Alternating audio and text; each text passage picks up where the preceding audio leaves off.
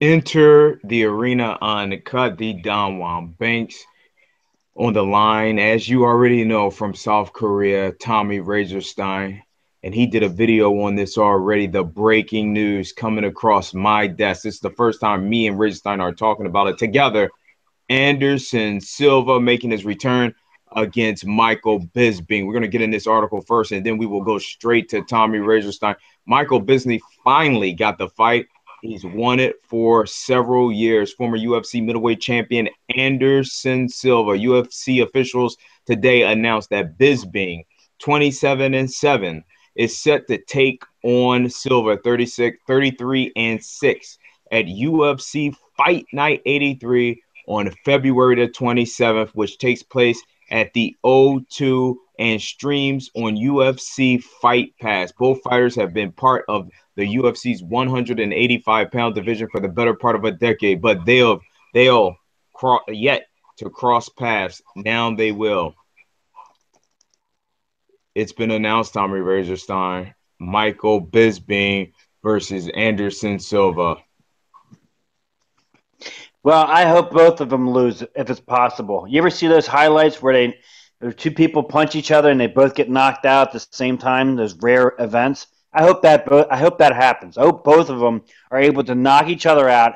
In the beginning of the fight. I hate both of them. I hate Michael Bisping. I hate Anderson Silva. I hate both of them. They're both jerks. Now, first and foremost, the fans watching into the arena live from South Korea, Tommy Razorstein, they're not going to like what you said. Now, they would have expected you to say, yeah, you hate Anderson, or you may hate Bisping, but to say you hate both of them and that you want to see both of them get knocked out? Yes. And the crazy thing is I got a lot of fans in Brazil, and I got a lot of fans in England. Good luck. So I hate both of them. I do. I don't hate both of them. I dislike Michael Bisping. A little disappointed in Anderson. You know, Anderson tested positive for banned substances. He says it's not steroids, it's sexual. He said he took sexual enhancement pills, but what I'm saying here right now, Tommy Razorstein, Anderson making his return after defeating Nick Diaz, and that was when he used banned substances. And if I'm correct, in fact, Tommy Razorstein, I'm going to look at this right now. I believe that fight was changed to a no contest. Anderson Silva, Nick Diaz.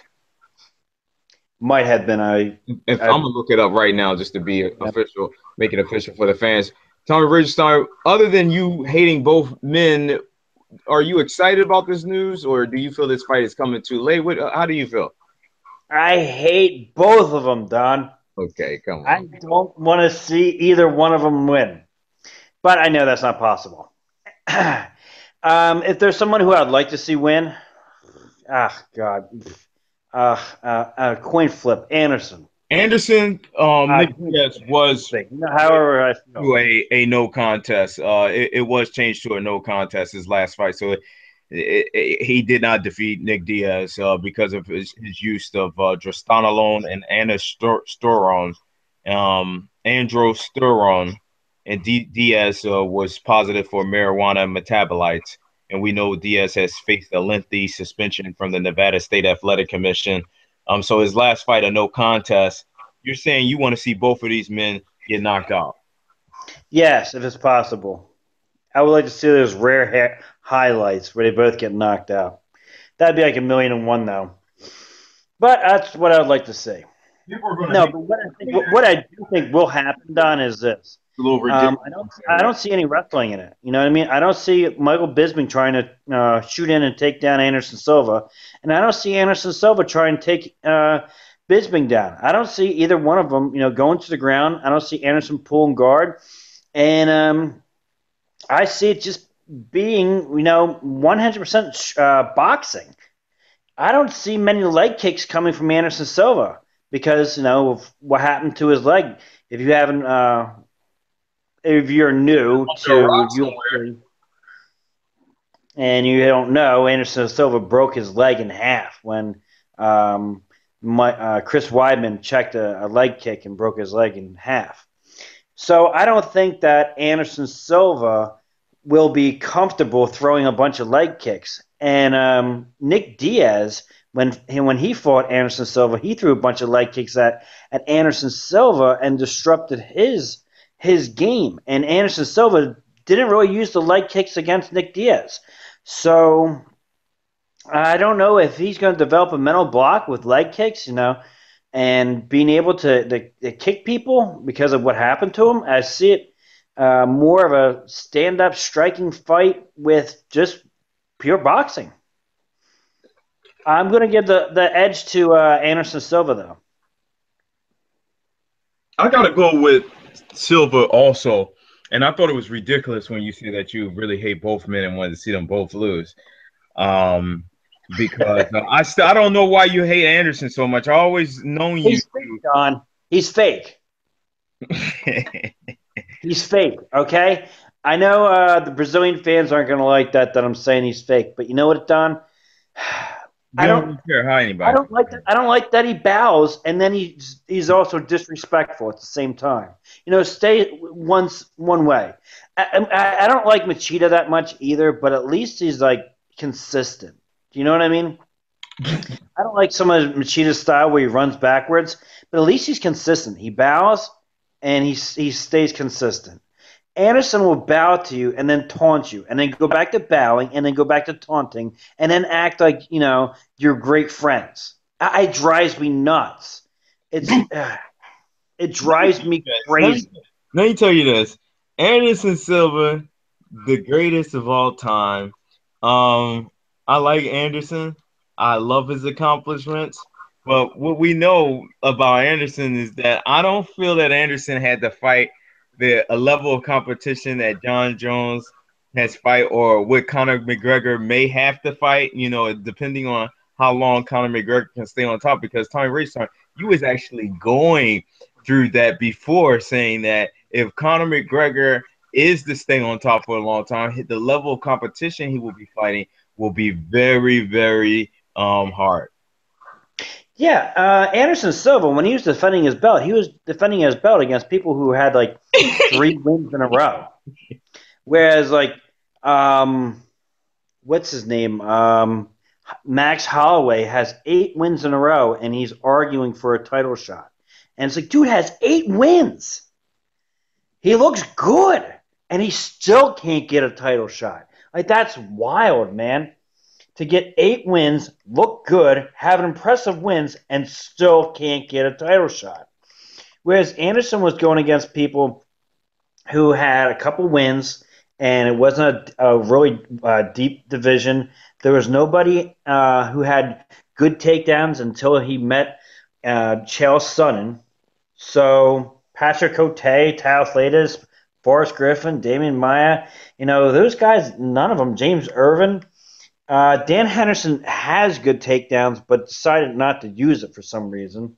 Rich Franklin, no takedowns. Nate Marquardt's more of a jiu-jitsu guy. He wasn't really going in for takedowns. It wasn't until he ran into someone like Chael Sonnen. Nate Marquardt was getting title shots against him, and he only had like 2 wins in a row. And Tao's latest, James Irvin. Now, this is when he was cleaning out the weight class, but still, when he got the belt, he got the belt from Franklin. He wasn't going against these deep fucking competitions, these deep divisions. Whereas the light heavyweight is fucking stacked. Rich Franklin learned mixed martial arts in his house, and he joined the Militich fighting system, and he didn't have the pedigree that Anderson Silva had, and Anderson coming from the Pride Fighting Organization and fighting with Shooter Box. Anderson was training with animals like Vanderlei Silva and Shogun Rua. So he came in and he was a superior striker compared to those other fighters. Like you said, you just threw out a bunch of fighters that weren't great strikers. Look at it. I mean, Chris Lieben, even though he's okay, he got that left, but He's not a phenomenal striker. Rich Franklin wasn't really a phenomenal striker. He was okay. Luder, Marquardt, Dan Henderson. I know somebody be like, oh, you're gonna say Dan Henderson and he got H bomb. He got H bomb, but Dan Henderson is not like a real phenomenal striker. He hit you with that H bomb and it's good night. James, Yeah. remember James when he fought James? And me and you watched that when he fought James Irvin, and James Irvin was considered a really tough guy. He was coming off a good win, and It was a light heavyweight bout. yeah, but I don't think he had that many wins in a row. Mm-hmm. I mean, he was looking good, but it wasn't like he had 6 wins in a row or anything crazy. It wasn't like he was tearing through people. He beat 2 people, 2 people. I don't even know who the hell Lucy Kane is. And then I remember he beat Houston Alexander. He had that knockout, punch in 8 seconds. He had that Superman punch. And it was like, wow, this guy's pretty good because Houston Alexander was tearing through people. And he just shut down Houston Alexander. And it was impressive. So he went against Anderson Silva because they didn't have anyone else to go against. But Anderson wasn't going against, great strikers. Damian Maia has the worst striking in the UFC. In the UFC, period. Men and women. It's like Ronda Rousey striking. Ooh. I love Ronda. I love Ronda, sorry. But it is real. You're not a type of guy to bite your tongue. If it's something that you don't see and something you don't like, you're gonna voice it whether you like the person or not. Yeah, exactly. Damian Maia, terrible striking. To this day, you believe has he improved? Patrick Cote, only a counter striker and only tries to counter strike and stayed and had a decent fight and stayed with him for 4 rounds until I think his shoulder or his leg blew out. Okay, yeah, his leg. Remember that? It was kind of weird. His leg. It was a knee injury. It was just like he blew out his knee in the 4th round. He was doing well. He said he fucked him up. But I think he was able to clown people who he had better striking than. Now, he did catch Vitor. He caught him with that front kick, which was freaking amazing. I'll give him that. But Stephan Bonnar wasn't that great of a striker. I mean, he could clown people he knew he was better than. Okami, Yushin Okami. I mean, he didn't have this deep division. Whereas Conor McGregor, if he starts beating people, holy shit, man, he's going to be beating people in a really, really deep division. Frankie Edgar, wow. I mean, Edgar's good, dude. Edgar's real good. Jose Aldo takes the belt from Jose Aldo, has to defend it from Frankie Edgar. Will have to defend it against Max Holloway, who's 8 deep, 8 fight win streak. We'll have to defend it against Nate Diaz because they two are going to have to fight eventually now because of that shit.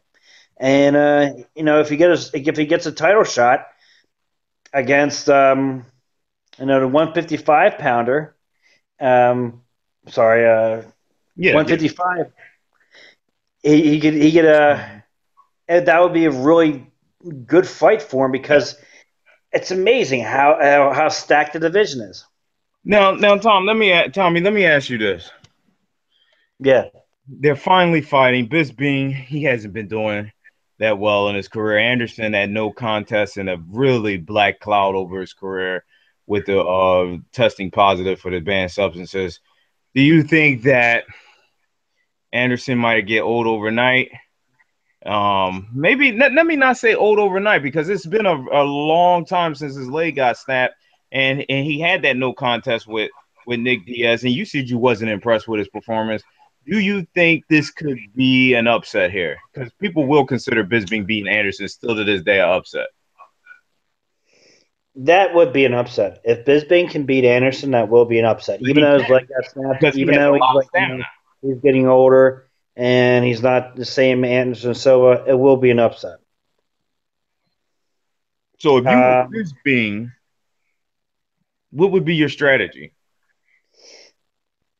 I would, definitely work on leg kicks, and I would, see if I can check those leg kicks because it will mess up the mind of Anderson Silva. I mean, it has to get into your mind.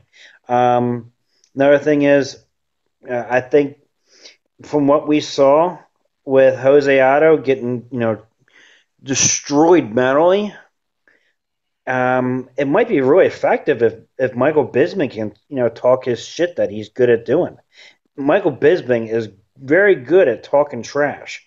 He might be able to get into the mind of Anderson Silva. No, don't overlook Bisping. He's great at talking trash and pissing you off. So there would be one aspect, the mental game, because you saw what just happened with Jose Otto.